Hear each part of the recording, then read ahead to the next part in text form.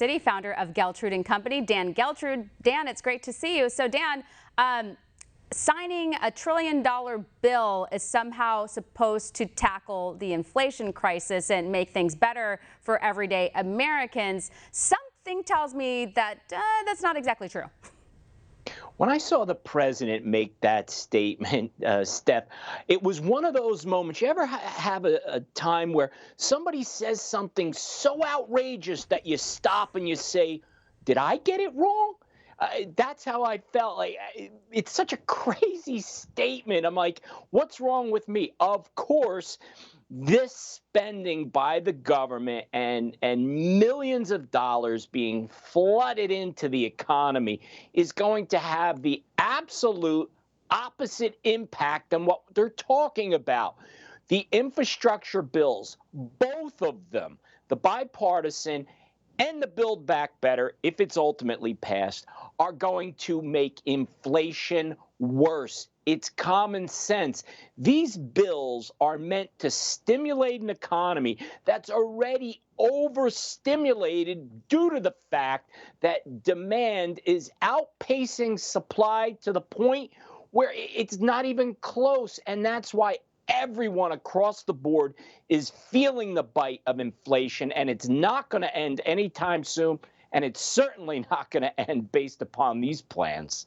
Exactly. So, and it's not just this bill. You're talking about the Build Back Better, which includes most of the socialist programs that we're not going to be able to afford, can't even really afford the ones that we already have in place. And so I don't understand where the Democrats think this money is going to come from. And we've also heard their argument that, oh, well, it's going to create jobs and that's going to get the economy going again. I'm like, well, we have jobs. We need people to get back to work. Hello?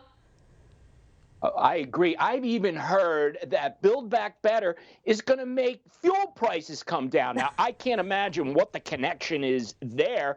It seems to me that the pipelines that were shut down, if we simply reopen them and we weren't going to rely on foreign oil, specifically from those guys at OPEC who are not our friends, that would definitely bring down fuel prices. Because remember, when the price of oil goes up, it impacts all aspects of the economy because we use oil and fuels for everything that we do. So prices of clothes go up, prices of home heating goes up, of course, prices of grocery items go up, food, everything goes up. So now how Build Back Better is going to tackle that problem in terms of the president saying, can you imagine that we would be paying this much for gasoline, almost laughing it off, to me makes him completely tone deaf as to what the American people are experiencing right now with inflation. Yeah, and Biden did say that. We actually played the clip several times last week where he said that. Did you ever imagine you'd be paying this much for gas? Some parts of California, they're paying $4.50. Like, no, we didn't imagine. And actually, in my area, it's $5 a gallon for gas. So, he's not even aware of the actual prices in my area, at least. And so he didn't offer any solutions. They talk about canceling the pipeline in Michigan, especially amid this gas crisis that we have. It's not like they're coming up with real solutions that are going to help the American people. So it makes you wonder what their motives are. Now, there's been conversation about Build Back Better and how these plans and stuff would be paid for. And they talk about taxing the rich.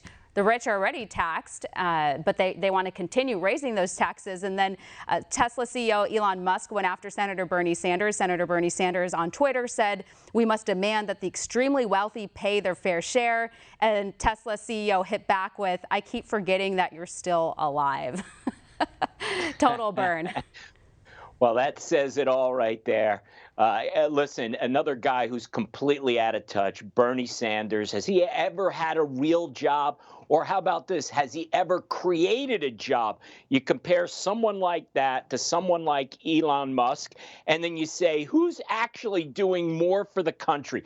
A guy who's espousing how great socialism is and taking assets and wealth from people to give it to other people for no reason whatsoever, or someone who is actually advancing American society, the entire world, with technology and trying to make things better for everyone. And employing people. So to me, when Bernie Sanders starts to do those types of things, then perhaps we could even pay attention to him just a little bit.